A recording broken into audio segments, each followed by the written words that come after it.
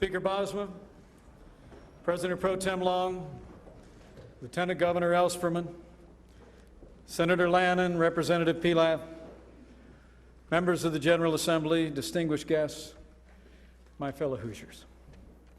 Tonight, on the eve of our bicentennial year, I stand before you as your governor to proudly report that the state of our state has never been stronger. And if we keep faith with the character of our people, there's nothing that we cannot accomplish in our next century.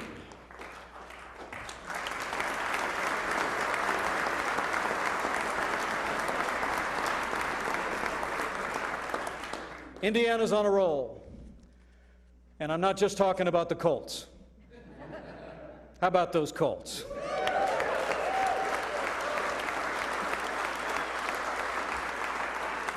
But seriously, Indiana's blessed. We have the best state legislature in America. And together, we've made Indiana the fiscal envy of the country. We've balanced budgets, funded priorities. We've maintained strong reserves. And still, we were able to pass the largest state tax cut in Indiana history. A win for Indiana taxpayers.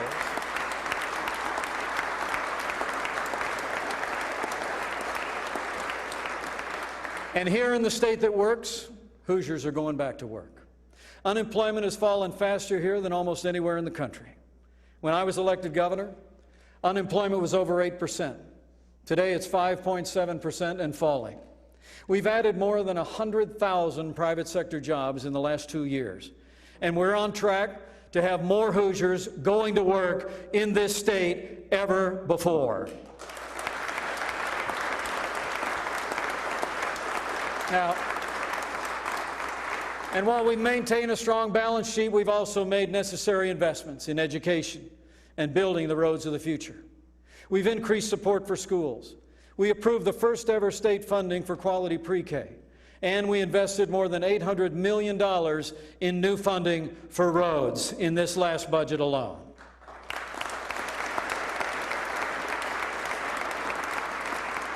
The result? Graduation rates are up. Test scores are up. The doors are already open to our pre-K program, creating opportunities for disadvantaged kids here in the Hoosier State. And Indiana is now home to the largest educational voucher program in the United States of America.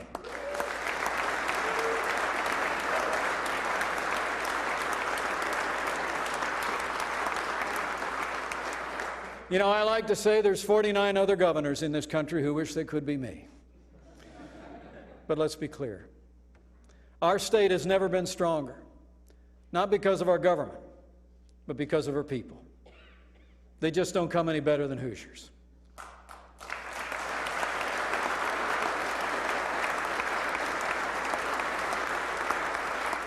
Hardworking, patriotic, modest, and generous to those in need. You know, everyone knows the story of Indianapolis police officer Perry Wren, a courageous police officer who squared his shoulders in the face of deadly force to protect our capital city, and he paid with his life. What you may not know is the story of two little heroes that followed after that story, Jason and Ben Troxell, ages 8 and 5 respectively. They're the sons of Officer Wren's partner, and they were inspired in the midst of that tragedy to raise money to outfit the Indianapolis Police Department with better body armor. And those two little boys, 8 and 5 years old, have now raised more than $20,000 to make our police safer. Would you join me in thanking Lynn Wren and our two young heroes who show the courage and kindness that makes Indiana great?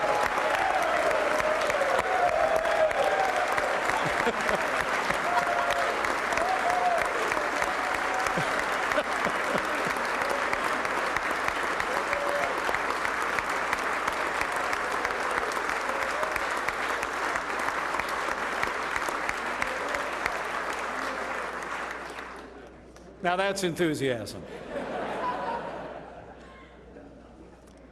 You know, but nowhere is the character of our people more evident than those who serve in uniform.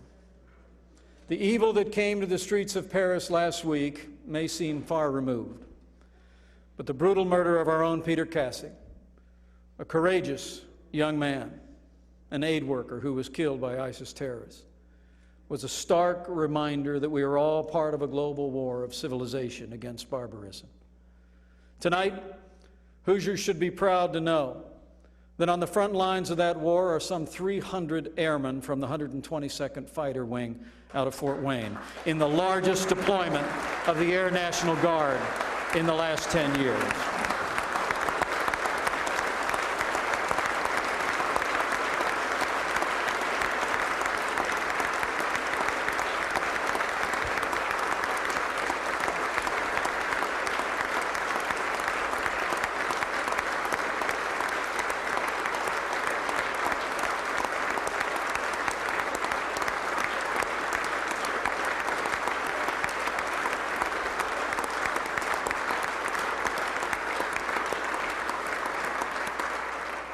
To these airmen and their families and their leadership, along with General Umbarger of the Army National Guard who are with us tonight, let me assure you of our prayers. Let me assure you of the heartfelt gratitude of the people of Indiana for your service, and we will pray you home. You know, more than 30 years ago at this very podium, President Ronald Reagan said in words that are carved on a plaque just back in the back of this chamber, that the federal government was, quote, still operating on the outdated and arrogant assumption that the states can't manage their own affairs. That day he predicted that it would be states like ours that would come to America's rescue. States like ours that would, in his words, offer the most creative solutions and most promising hopes for our nation. Well, Reagan was right. At a time when public confidence in our federal government is at an all-time low, states have emerged as a source of inspiration on fiscal policy, economic growth, education, and health care reform. And Indiana is leading the way.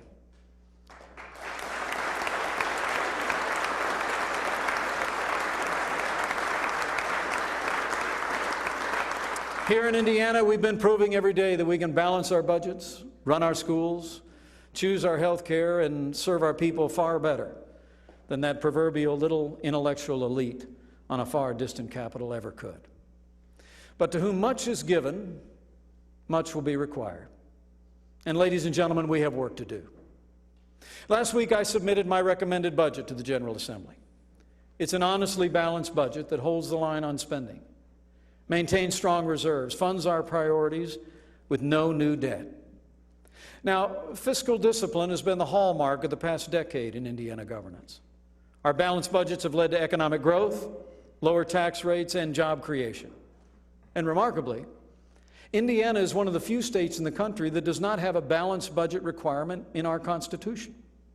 It really is a tribute to the public servants in this room that Indiana has adhered to that practice in recent years, even though it's not required. A balanced budget requirement in the Constitution of the state of Indiana will assure Hoosiers that today and tomorrow, Indiana will spend wisely, protect our state from an economic downturn, and unlike Washington, D.C., we won't bury our children and grandchildren under mountains of debt. Let me commend Senator David Long for his leadership on a federal balanced budget amendment, and let me call all of us in this chamber tonight. Let's begin the process in this session of adding a balanced budget amendment to the Indiana Constitution and send this historic reform to the people of Indiana for ratification.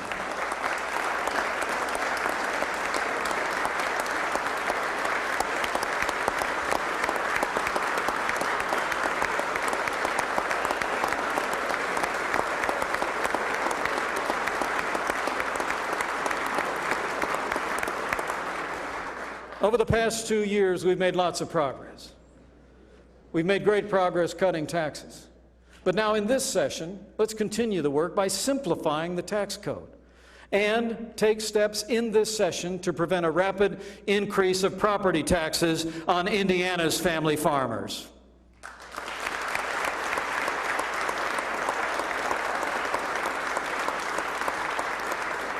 And let's remember that low-cost energy is vital to our economy, that we need an all-of-the-above energy strategy, including energy efficiency.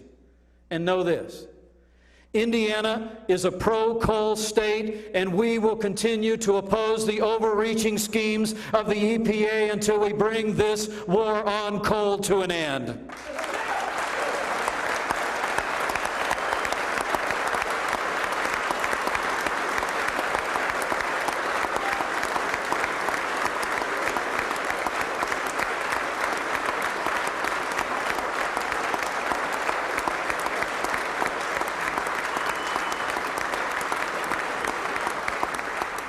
And to remain the crossroads of America, let's, in this coming budget, invest another $300 million in new funding for roads. And let's give our cities and towns new resources to plan regional strategies for growth. Now, balanced budgets and the right priorities are a starting point to improving our economy.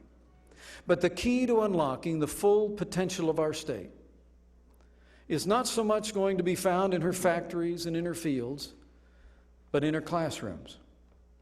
Let's agree here and now, Republican and Democrat alike, that this will be an education session of the Indiana General Assembly, and we will improve our schools for all of our kids.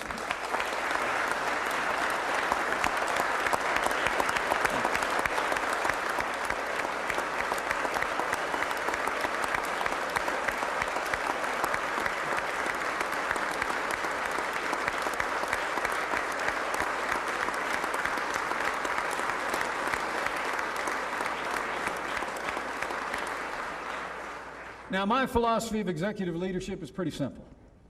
You set a big goal, you offer solutions, but you stay open to other ideas about how to achieve them.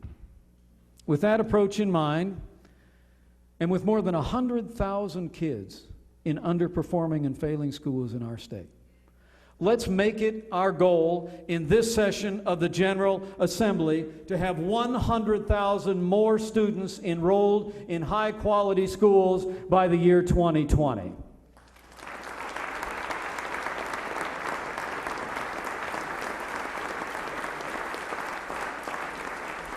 That's 100,000 more kids in bigger, better schools by the end of this decade.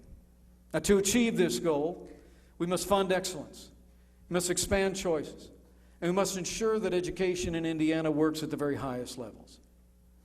That's why I propose more state dollars for K-12 education than ever before, increasing tuition support by $200 million over the next 2 years alone. And building on our historic first step last session, let's, in this session, invest $10 million a year to fund scholarships in our new pre-K program, because every Hoosier child deserves to start school ready to learn.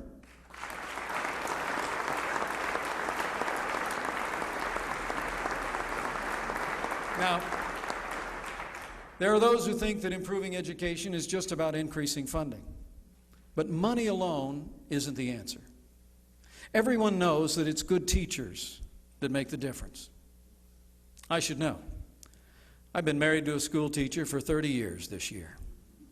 In fact, she's with me tonight.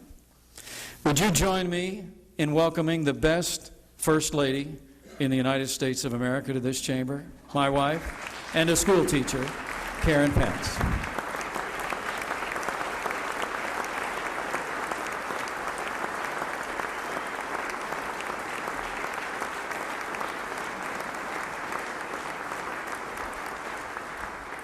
So how do you get more good teachers like my wife in her career? Or my father-in-law, up in the gallery today, who was Indiana State Teacher of the Year back in the 1980s. Well, I think you get more good teachers in the classrooms by paying good teachers more. And that's just what we've been trying to do over the last several years. This year, we were able to award $30 million in bonuses to teachers in 1,300 schools across Indiana. And building on that success, I believe we should provide another $63 million for performance bonuses and refocus resources on the classroom.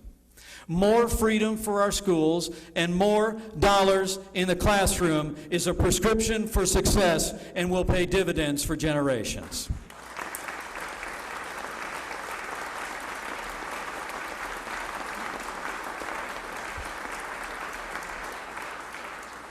And because all honest work is honorable work, let's continue to make sure that our schools work for all of our kids, regardless of where they want to start in life.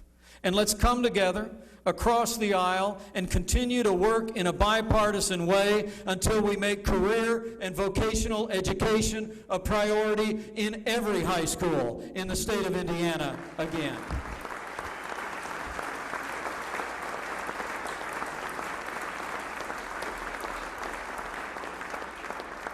The General Assembly embraced that vision in bipartisan fashion just 2 years ago.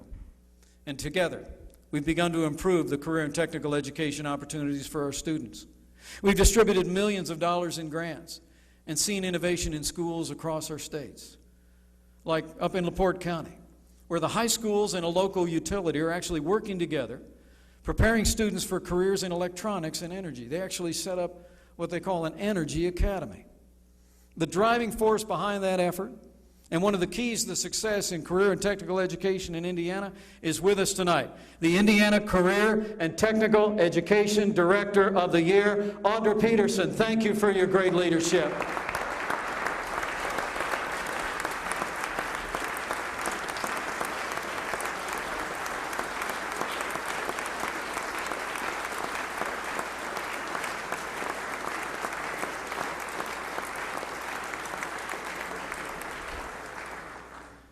By providing $20 million more a year to support career and vocational opportunities and improving the way that we fund those courses, I believe we can dramatically increase the number of students who graduate career ready. An increase by a factor of 5, the number of students who graduate with an industry-recognized credential by the year 2020. And as we open new opportunities within our public schools, let's resolve to give more parents the chance to choose where their kids go to school by expanding our choice and public charter school programs here in Indiana. It'll be right for our kids and right for Indiana. Kids like Nathan. You know, Karen and I are friends with Nathan's mom. She's a single mom, and he's a wonderful young man. They live right here in Indianapolis. But frankly, at age 15, not long ago, Nathan was one of those kids who was falling through the cracks. We heard he couldn't quite find a school that worked for him. And his mom and us, we all saw the trajectory he was on. So we came alongside. We talked to his mom about other choices that are available in our state. And my wife managed to point them in the direction of one of our innovative public charter schools. I'll never forget the day Karen came home and told me that Nathan had visited that school with his mom. After he'd gone in and seen, in that case, the individualized learning model where all the kids learn at their own pace, he walked out of the school where his mom, I'm told, was anxiously waiting on the sidewalk, wringing her hands. And she looked at him and said, "Well, Nathan, what'd you think?" And he looked back at her in words she said she'll never forget and said, "Mom, if I go here, I'll flourish. If I go here, I'll be a leader." Well, he just started a few days back. And his mom told me just this morning, Nathan's doing great. You know, that really is what it's all about. Kids like Nathan. And opening doors of opportunities to more Hoosier kids to have more options for the kind of education that will work for them. Today, some 30,000 low and middle income kids are actually able to have that choice, to attend the school that works best for them because of our Choice Scholarship Program. Let's open more doors of opportunities to more Hoosier families like Nathan's by lifting the cap on the dollar amount the Choice schools receive for students and raise the cap on the Choice Scholarship Tax Credit Program. And because public charter schools receive significantly less total funding per pupil than traditional schools, let's adjust funding for our charter students to allow more communities to offer more choices for families just like Nathan's. That's a win for them, and that's a win for Indiana.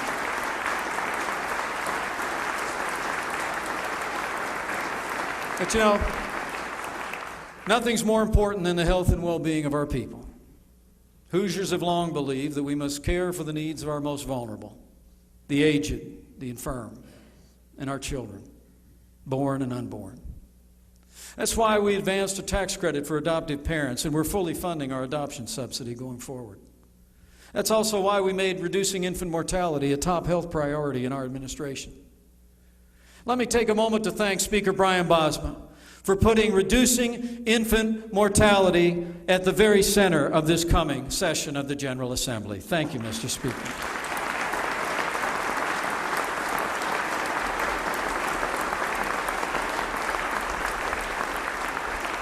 Tomorrow we'll launch a campaign called The Labor of Love to educate new and expecting moms across our state over the next year. But we all need to work together on this. But let me say this. If you're an expectant mom, or if you have a little one on your lap, help is on the way. Together, we can, and together we will reduce the heartbreak of infant mortality in Indiana.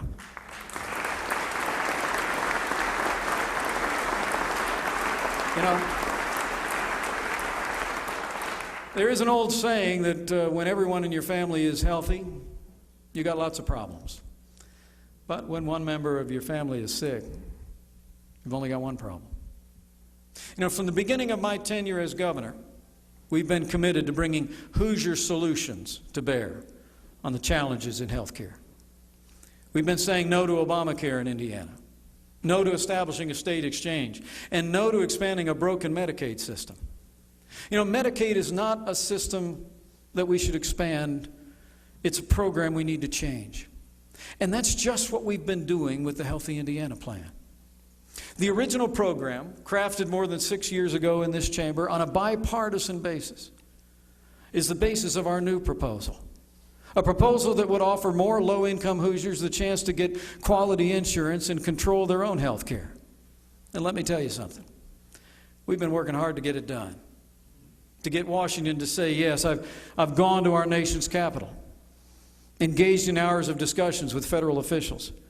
I even took our case directly to the president on the tarmac outside Air Force One in Evansville one day. As our discussions go forward, let me assure all of you of this. I will continue to stand firm for the right to expand access to coverage the Indiana way based on personal responsibility and empowering Hoosiers to take control of their health care choices. But we will not accept terms that relegate low-income Hoosiers to substandard health care or jeopardize the fiscal health of the state of Indiana.